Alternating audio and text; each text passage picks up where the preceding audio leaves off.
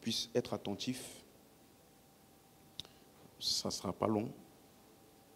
Mais ça doit attiser quelque chose en chacun de nous.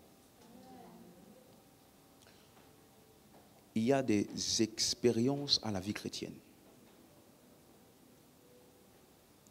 Écoute bien ce que je vais te dire. La compréhension des Écritures est importante.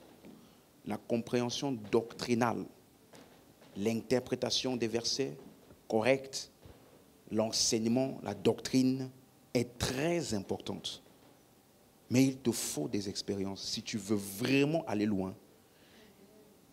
Parce qu'il y a des assurances et des convictions, ainsi que des choses spirituelles qui sont communiquées pas par l'enseignement. Quelqu'un me suit? Il y a des expériences à la vie chrétienne. Tu vois, la différence entre nous et quelconque autre religion, c'est que Dieu en qui nous croyons est vivant. Ça veut dire qu'il agit encore, il parle encore, il se révèle encore, il est réel. Donc, en plus, si tu veux être, si tu es sérieux par rapport à ce que Dieu a pour toi dans cette vie-là, tu ne dois pas jouer avec les Écritures. Parce que Jésus a dit, vous êtes dans l'erreur, parce que vous ne comprenez ni les Écritures, ni la puissance de Dieu. Donc, si tu ne connais pas les Écritures, tu risques de dévier dans l'erreur. Presque à 100% sûr. Donc, la compréhension des Écritures est importante. La Bible dit, Jésus croissait, Luc chapitre 2, 50-52 à 52, Jésus croissait en grâce et en sagesse et en grâce devant les hommes et devant Dieu. On dit à 12 ans, il se retrouvait dans le temple et posait des questions. Donc ça veut dire qu'il grandissait dans la compréhension de la parole. Il était dans le temple et posait des questions. Tout le monde suit? Donc ça veut dire que dans sa croissance naturelle et spirituelle, il grandissait dans la compréhension des Écritures à cause du ministère qu'il avait. Mais lorsque c'était le moment de commencer son ministère, dans Luc chapitre 3, à partir du verset 20, la Bible dit, avant de commencer le ministère, il n'a pas commencé. Il est parti chez un certain Jean-Baptiste pour être baptisé, c'est ça? Verset 21, tout le peuple se faisant baptiser, Jésus fit aussi quoi? Tout le monde suit? Jésus fait aussi quoi? Baptisé. Et pendant qu'il priait, qu'est-ce qui s'est passé? Le ciel s'ouvrit. Le Saint-Esprit descendit sur lui comme une colombe. Et une voix fit entendre du ciel ces paroles. Tu es mon fils bien-aimé, en toi j'ai mis toute mon affection. Il a commencé son ministère, mais avant, bien qu'il avait la parole, il a d'abord eu une expérience. Une expérience. Le ciel s'est ouvert. L'Esprit est descendu sur lui. Il a entendu une voix qui lui a dit, voici mon fils. Suis-moi. Peu importe ton niveau de connaissance doctrinale, si tu négliges la place des rencontres et des expériences, tu risques de savoir des choses et de ne pas en être convaincu. Tu risques de savoir beaucoup de choses, mais ne pas en être vraiment convaincu. Ça veut dire que dans les temps d'épreuve, tu vas te rendre compte que malgré ce que tu connais mentalement là, tu agis à l'encontre. Tu te rends juste compte comme Pierre que j'avais la volonté de ne jamais régner Jésus. J'avais le désir. J'ai dit à Jésus, je ne te régnerai jamais. Donc ça veut dire qu'il avait une ferme envie et enthousiasme de ne jamais régner Jésus. Mais devant l'épreuve, il s'est juste rendu compte que l'enthousiasme n'est pas suffisant. Hein? Mais ce même Pierre-là, la Bible dit que le jour de Pentecôte, Jésus a dit, vous recevrez une puissance. Mais quand est-ce que Jésus leur a dit ça? Parce que les disciples de Jésus, après sa résurrection, Jésus a passé 40 jours avec eux. Bon, vous tous qui êtes au séminaire, Ça, ce sont des choses que le pasteur a partagées. Mais il a passé 40 jours avec eux. Il leur a ouvert l'intelligence pour comprendre les Écritures. Dans Luc 24, verset 27, on dit, commençons par Moïse et par tous les prophètes. Il leur a expliqué dans toutes les Écritures ce qui le concernait. Ça veut dire qu'il a fait quoi? Il a enseigné.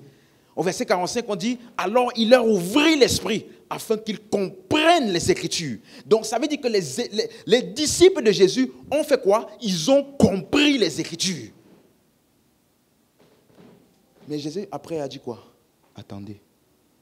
Mais je pensais que comprendre les Écritures, c'était suffisant pour aller faire la mission. Mais il a dit, attendez, jusqu'à ce que vous soyez revêtus de la puissance d'en haut. Ça là, ce n'est pas connaissance doctrinale. Donc en plus de la révélation de la parole, ils avaient besoin d'une rencontre. Ils avaient besoin d'une expérience. Suis-moi, il y a des expériences à la vie chrétienne. Vous savez, je me suis rendu compte qu'il y a des chrétiens instables. Parce qu'en plus du manque de connaissances, certains, c'est un manque d'expérience. Tout ce qu'ils connaissent de Dieu est théorique. Tout ce qu'ils savent, c'est théorique. On m'avait dit, on m'avait dit, on m'avait dit, on m'avait dit, on m'avait dit, on m'avait dit, on m'avait dit, on m'avait dit qu'on doit faire ça, on m'avait dit qu'il faut venir à l'église, on m'avait dit qu'il faut faire ceci, on m'avait dit que Dieu m'appelait, on m'avait prophétisé, on m'avait dit. Qu'est-ce que toi, tu as avec Dieu?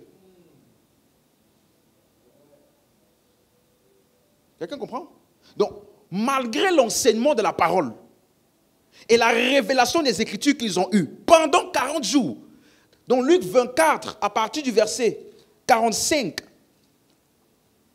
ça c'est juste une exhortation. Hein? Vraiment, je veux que tu m'écoutes.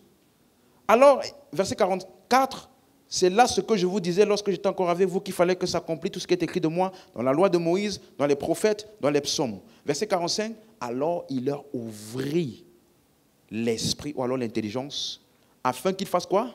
Ils comprennent les Écritures. Donc, est-ce que je peux dire que les disciples avaient eu la révélation? Ils ont compris les Écritures? Maintenant, regarde verset 47, pardon. 46, pardon. Il leur dit, ainsi il est écrit que le Christ souffrirait et qu'il ressusciterait des morts le troisième jour, et que la repentance et le pardon des péchés seraient prêchés en son nom à toutes les nations, à commencer par Jérusalem. 48. Vous êtes témoins de ces choses. Verset 49. Et voici, j'enverrai sur vous ce que mon Père a promis. Mais vous, restez dans la ville. Vous connaissez la parole, mais restez encore. Vous avez la révélation des Écritures, mais restez encore. La mission là nécessite la connaissance des Écritures. Mais plus que ça, ça nécessite une certaine rencontre, une certaine expérience. Donc ça veut dire que dans la vie chrétienne, il y a des choses qui sont communiquées qui ne sont pas la connaissance. Il y a des choses qui sont communiquées qui ne sont pas une information doctrinale. Mais dont tu as autant besoin que la connaissance doctrinale. Attendez. Donc, ça veut dire que Jésus leur disait, il y a une expérience qui vous manque vis-à-vis de cette mission-là. Il y a une expérience. Il y a une expérience qui vous manque. Alors, comment ça s'est passé cette expérience? Verset 8, acte 1, pardon. Excusez-moi. Verset 3. Après qu'il eut souffert, il leur apparut vivant et leur donna plusieurs preuves, se montrant à eux pendant 40 jours et parlant des choses qui concernent le royaume de Dieu. Comme il se trouvait avec eux, il leur recommanda de ne pas s'éloigner de Jérusalem, mais d'attendre ce que le Père avait promis. Donc au verset 3, on dit, il leur a parlé pendant 40 jours des choses qui concernent le royaume. Après, il a dit quoi? Attendez. Il n'a pas dit, c'est pas fini, hein? Attendez. Verset 4, car Jean a baptisé d'eau, mais vous, dans peu de jours, vous serez baptisés du Saint-Esprit. Verset 8, mais vous recevrez une puissance et le Saint-Esprit survenant sur vous, et vous serez mes témoins. Donc être ces témoins-là, aller témoigner de lui devant les hommes et auprès des hommes, ce qu'il faut pour ça, ce n'est pas juste le fait d'avoir compris le message. Il y a une expérience qui a fait d'eux des gens qui étaient adonnés. Tu vois, il y a des gens, on les force. C'est Dieu. C'est ceci. Mais eux là, qui les a forcés? Il y a quelque chose qu'ils ont expérimenté qui a fait en sorte qu'on n'a plus besoin de les forcer. Quelqu'un me comprend? Vous recevrez une puissance. Le Saint-Esprit survenant sur vous et vous serez mes témoins. Donc, qu'est-ce qui s'est passé ce jour-là? Acte 2, verset 1. La Bible dit donc que le jour de Pentecôte, ils étaient tous ensemble dans le même lieu. Donc, ce qu'il a appelé recevoir une puissance, le Saint-Esprit sur vous, ou alors ce qu'il a appelé le baptême du Saint-Esprit. Le jour de Pentecôte, ils étaient tous ensemble. Verset 2, tout à coup, il vint du ciel un bruit comme celui d'un vent impétueux. Et il remplit toute la maison où ils étaient assis. Donc, le jour de l'expérience, ils ont vu quelque chose. Verset 3. Ils ont entendu, quelque chose, le bruit d'un vent. Verset 3. Alors, il leur apparurent des langues semblables à des langues de feu, séparées les unes des autres et se posaient sur chacun d'entre eux. Tout le monde a vu quelque chose. Il n'a pas vu physiquement, c'était en esprit. Verset 4. Ils furent tous remplis du Saint-Esprit et se mirent à parler en autre langue selon que le Seigneur leur donnait de s'exprimer. Donc quand tu lis ça, tu vas donc bien comprendre pourquoi après cet événement-ci, il a prêché et 3000 personnes ont été sauvées. Ce n'était pas que l'enseignement, c'était ce qui accompagnait ce qu'il prêchait. Donc en plus de la connaissance, il y a des expériences dont tu as besoin. Est-ce que je parle à quelqu'un? Ne sois pas un chrétien qui est tiède et indifférent au désir d'expérimenter Dieu. Parce qu'il y a des choses que tu n'auras pas dans l'enseignement. Si l'enseignement était suffisant, Jésus allait dire, je vous enseigne, allez. Mais il a dit quoi? Attendez. Jésus lui-même a dû attendre. Est-ce que je parle à quelqu'un? Il a prêché. Même chose. Dans Actes des Apôtres, chapitre 10.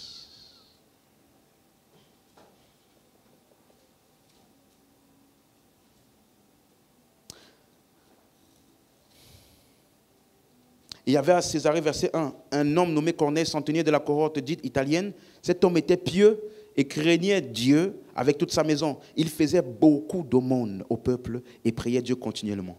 Vers la 9e heure du jour, il vit clairement dans une vision un ange de Dieu qui entra chez lui et qui lui dit, Corneille. Et les regards fixés sur lui, saisi d'effroi, il répondit, qui est Seigneur? Et l'ange lui dit, tes prières et tes aumônes sont montées devant Dieu et il s'en est souvenu. Envoie maintenant des hommes à Joppé et fais venir Simon surnommé Pierre. Donc tu vois, il a eu une visitation d'un ange, n'est-ce pas? Regardez le verset 9. Le lendemain, comme ils étaient en route et qu'ils s'approchaient de la ville, Pierre monta sur le toit vers la 6e heure pour prier. Il eut faim, il voulut manger. Pendant qu'on lui préparait à manger, il tomba. Dis avec moi, il est tombé. Il n'est pas tombé pour tomber. Quand il est tombé, en extase, verset 11, il a vu. Il a vu le ciel ouvert. Verset 13, et une voix lui dit. Donc il a vu, il a entendu. Après être tombé. Tu sais quoi? Après ça là, malgré son problème doctrinal avec les non-juifs, il a eu l'audace d'aller prêcher chez Corneille. Il n'aurait pas eu cette audace-là s'il n'avait pas eu cette expérience-ci. Tu sais pourquoi il y a des choses que tu n'oses pas? Il te manque des expériences.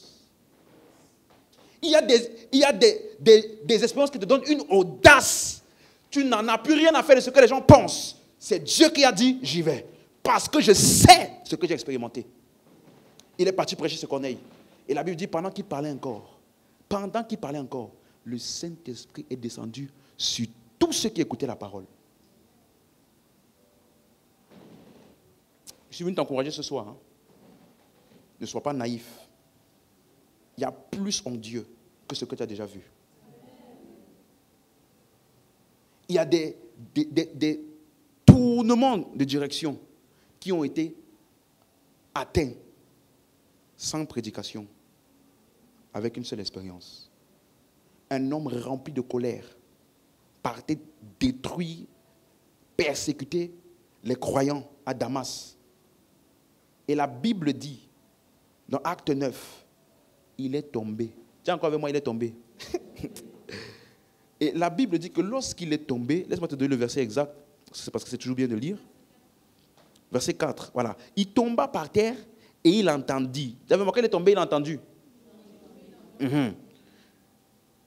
Il a entendu une voix qui lui disait, Saul, pourquoi me persécutes-tu? Donc il a eu, je ne veux pas dire toute l'expérience, mais vous connaissez tous l'expérience, il a rencontré Jésus. Et il était dans une extase pendant 3 jours. Parce qu'il n'était pas aveugle. C'était une expérience spirituelle qu'il vivait. Et après ça, si on te disait que c'est le même Paul-ci qui persécutait les chrétiens, tu allais dire non, tu mens. Qu'est-ce qui s'est passé? Une expérience. Et c'est pour ça que, suis bien ce que je vais t'expliquer. Paul dit que son évangile, c'est la prédication de Jésus, conformément à la révélation du mystère, n'est-ce pas, dans les Écritures. Donc il a prêché le Christ des Écritures, n'est-ce pas? Mais note ceci, à chaque fois qu'on a questionné son ministère, qu'est-ce qu'il disait? Vous savez très bien que je persécutais. Allons lire, Acte 26, verset 13. Acte 26. Suis-moi, ce soir, tu vas avoir une expérience. C'est pour ça qu'il t'explique ça. Il y a des... Écoute, il y a des gens qui peuvent te faire entrer dans les expériences. Je vais te montrer dans les Écritures. Acte 26, verset 13. Donc Paul raconte, on l'a mis devant le roi pour défendre la doctrine qu'il prêchait et la tournure que son ministère a prise, alors qu'il était persécuteur. Et regardez ce qu'il dit. Vers le milieu du jour, ô roi, je vis resplendir du chemin en chemin resplendir autour de moi et de mes compagnons une lumière venant du ciel dont l'éclat surpassait. Nous tombâmes tous par terre et j'entendis une voix qui me disait en langue hébraïque, Saul, Saul, pourquoi me persécutes-tu? Il te serait dû de regimber contre les aiguillons. Et je répondis, qui es-tu, Seigneur? Et le Seigneur dit, je suis Jésus que tu persécutes. Mais lève-toi, tiens-toi sur tes pieds, car je te suis apparu pour t'établir ministre et témoin des choses que tu as vues et de celles pour lesquelles je t'apparaîtrai. Tout le monde voit ça? Je t'ai apparu pour te montrer à quoi tu es appelé et les différentes choses pour lesquelles je t'apparaîtrai encore. Donc, dans son expérience, il savait qu'il devait avoir beaucoup d'apparitions. Malgré le fait qu'il avait la Bible et qu'il connaît les Écritures. Les apparitions là étaient aussi nécessaires que sa compréhension et son étude biblique. Pour lesquels je t'apparaîtrai. Verset 17. Je t'ai choisi du milieu de ce peuple et du milieu des païens vers qui je t'envoie. Si toi tu as, dis-moi, de toi à moi, si toi tu as ce genre d'expérience là, qui va te forcer à aller prêcher? Non, dis-moi, qui va te forcer? Quand tu vas sortir de là, tu seras comme un zombie. Est-ce que tu sais ce que j'ai vu? Verset 18, pardon. Afin que tu leur ouvres les yeux, pour qu'ils passent des ténèbres à la lumière, de la puissance de Satan à Dieu, et pour qu'ils reçoivent par la foi en moi le pardon des péchés et l'héritage avec les sanctifiés. Donc, suis-moi. Il est en train de justifier comment il a fait pour ne plus persécuter les chrétiens et pour devenir un ministre de Christ fervent, engagé. Il est en train de défendre. Il dit au verset 4, il dit, ma vie, verset 3 d'abord, tu connais parfaitement leurs coutumes et leurs discussions. Je te prie donc de m'écouter. Ma vie dès le premier temps de ma jeunesse est connue de tous les Juifs, puisqu'elle est passée à Jérusalem au milieu de ma nation. Ils savent depuis longtemps, s'ils veulent le déclarer, que j'ai vécu pharisien, selon la secte la plus rigide de notre religion, et maintenant je suis mis en jugement parce que j'espère l'accomplissement des promesses de Dieu.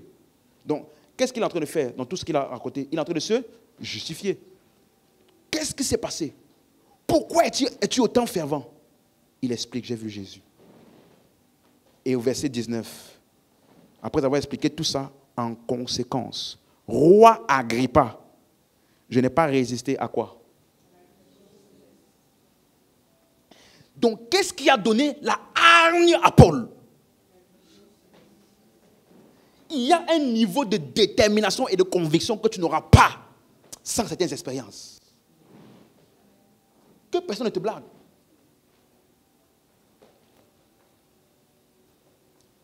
Que connais-tu de Dieu? Il y a des expériences à la vie chrétienne et elles sont nécessaires. Et ce soir, je suis venu te dire que c'est ton partage. C'est ton partage. On va déclarer une parole maintenant. Acte 22, verset 14. Tu vas déclarer ça. Acte 22, verset 14. Donc ici, c'est encore Paul qui se justifie encore. Et il dit une des choses que Jésus lui a dites. Et moi, je sais que Dieu ne fait exception de personne. Dis Amen. Regardez ce que Paul dit. Acte 22, 14. Il dit, voici ce que Ananias lui a dit. Le Dieu de nos pères t'a destiné à connaître sa volonté, à voir le juste et à entendre les paroles de sa bouche. Pourquoi? Verset 15. Car tu lui serviras de témoin. Tu veux être un témoin? Quelqu'un que, quand on te voit, on sait que Dieu existe. On sait que tu as vu Dieu. On sait qu'il n'y a pas de débat. Témoin. Aller témoigner de Dieu auprès des hommes. Frère, tu dois connaître sa volonté. Oui.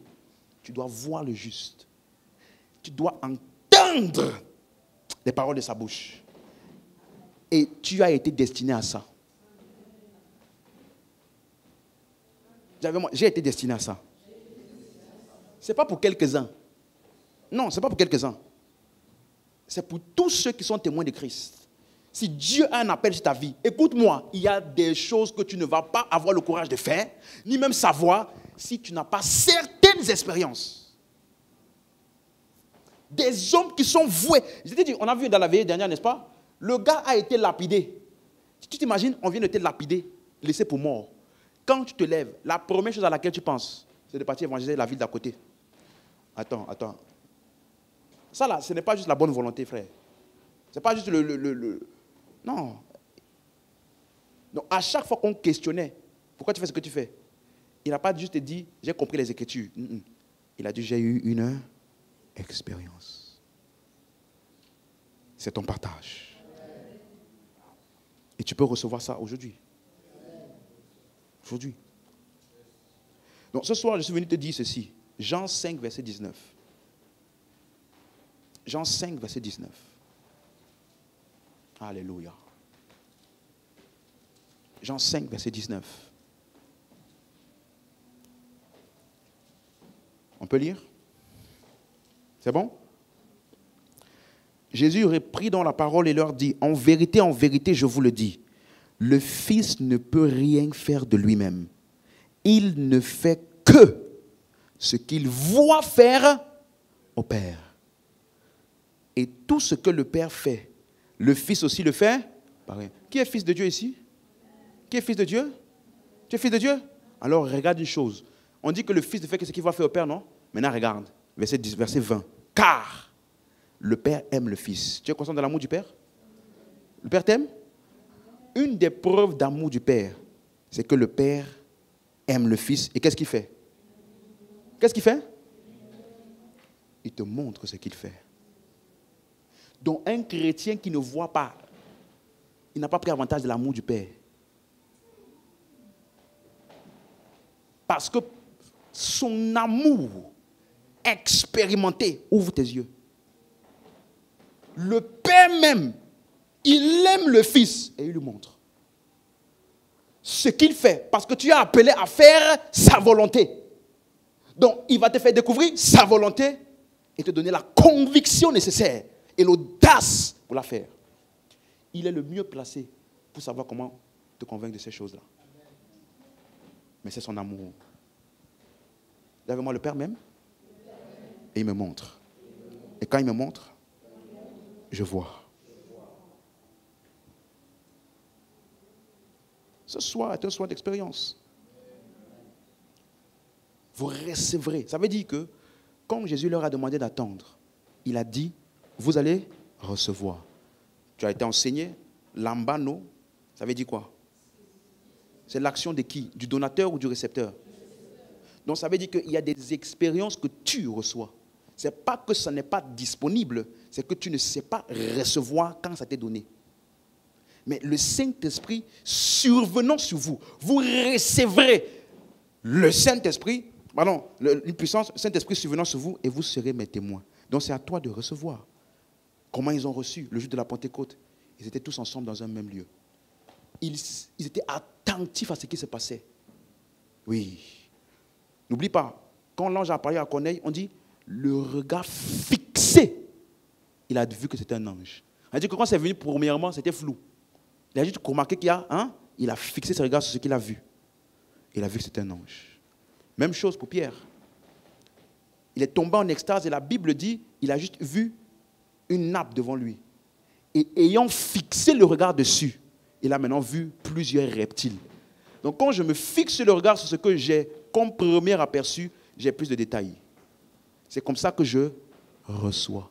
Mais suis-moi, quand on dit que tu as reçu baptême du Saint-Esprit, l'Esprit survenant sur toi, il y a des choses claires. Tu vois, tu entends. Tu vois, tu entends. Et ce que tu vas voir, entendre là, a une faculté de conviction en toi. Quelqu'un comprend? Donc il y a des choses que tu vas voir qu'on n'aura plus besoin de te convaincre. Il y a des choses que tu vas entendre qui vont avoir un certain niveau de conviction. Et quand on a questionné Pierre, mais c'est quoi tout ça? Il a dit, c'est ici ce qui était annoncé par le prophète Joël. Voici ce que dit dans les derniers jours. Je répandrai de mon esprit sur toute chair. Vos fils et vos filles prophétiseront. Vos jeunes gens auront des visions. Et vos vieillards des songes. Donc, la caractéristique de l'esprit sur toi, tu vois. Suis-moi, tout à l'heure, quand je venais dans ce culte, Dieu m'a donné une vision. Et j'ai vu plusieurs d'entre nous aujourd'hui. Tes yeux vont voir. Écoute-moi, si tu reçois ce qui a été dit, je ne vais même pas essayer de prier trop pour toi. Je vais juste agir, acter ce que j'ai vu. Ceux qui reçoivent vont recevoir.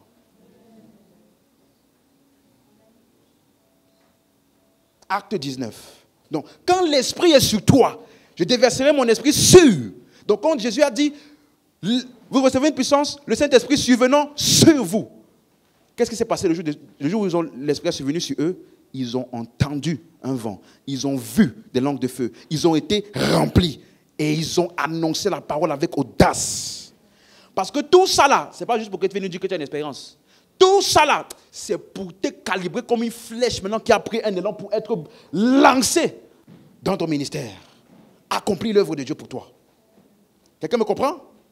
Donc, dans Acte 19, verset 6, Paul a rencontré des personnes sur le chemin à Éphèse lorsqu'il est arrivé. Et la Bible dit, il a commencé à leur prêcher l'évangile.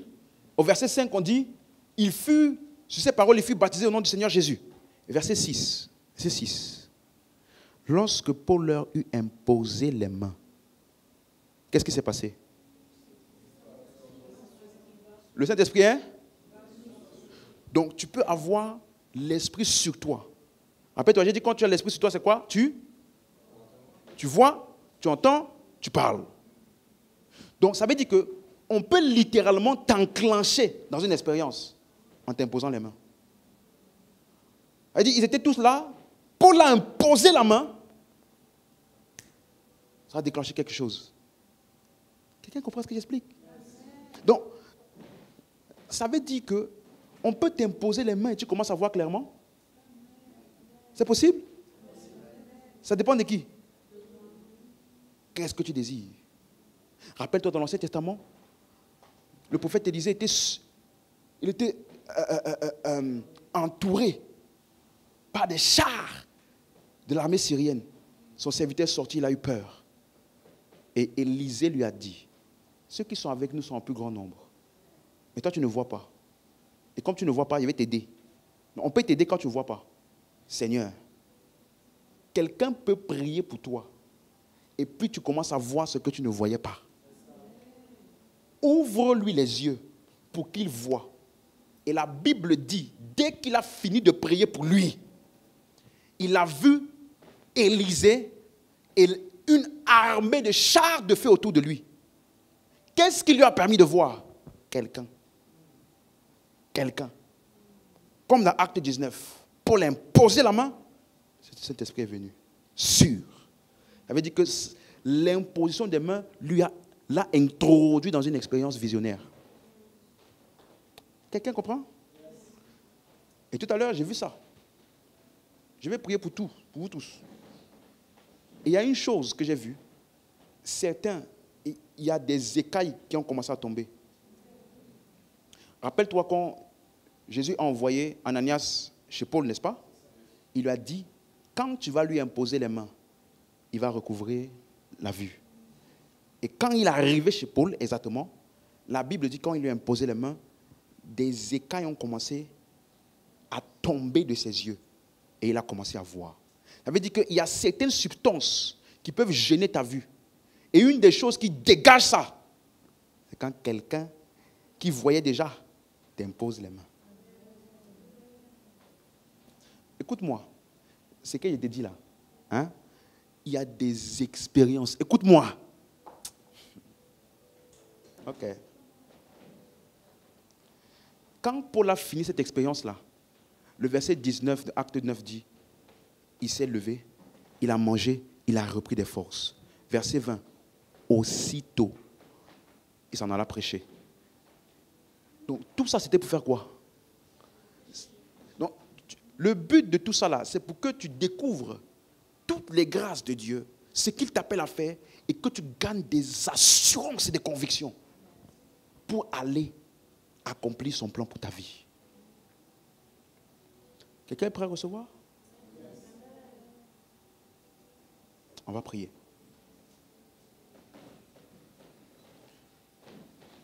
Mais quel que soit ce que tu vas recevoir aujourd'hui, suis-moi. Tu dois l'entretenir. Tu dois l'entretenir. Il est écrit dans la parole, Luc 3, verset 21, pendant que Jésus priait, le ciel s'est ouvert et il a commencé à voir. Donc il y a des activités qui favorisent ta vision. Dis avec moi, Dieu le Père m'a destiné à connaître sa volonté, à voir le juste et à entendre les paroles de sa bouche. Car il fera de moi un témoin. Donc, tout témoin efficace de Christ a entendu, vu et connu. Entendu, vu et connu. Alléluia. Tu vas juste élever les mains, tu vas commencer à prier. Tu vas dire, Seigneur, ce soir, je vais recevoir. C'est toi qui reçois. Si tu tombes, ça c'est pas le plus important. Le plus important, c'est qu'est-ce qui se passe quand tu vas recevoir. Ce soir, tu peux voir des choses que tu n'as jamais vues. Tu vois, juste ta manière de prier là, ça montre que